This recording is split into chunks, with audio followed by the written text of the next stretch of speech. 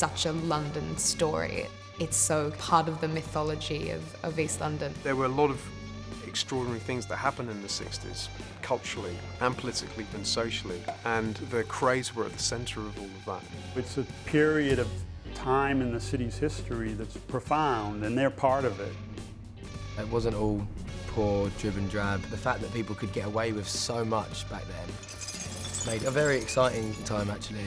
Because it was this great sort of melting pot of all kinds of things that were going on, whether it was in music or art or fashion, especially enormous explosion of fashion. The twins themselves were completely obsessed with fashion. That was incredibly important to them. So we knew that costume design-wise, we had to capture that. They were so in the public eye. They became sort of style icons. You were a figure of respect. You had to look the part.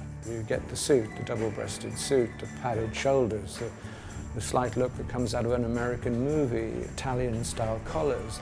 The coats are so big and padded they can be full of weapons.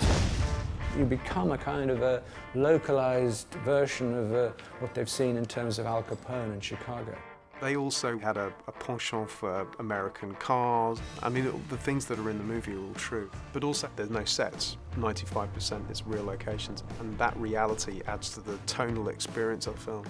We wanted as much as possible to find locations that were either ones that they may have used themselves at the time or were close to that in feel or spirit.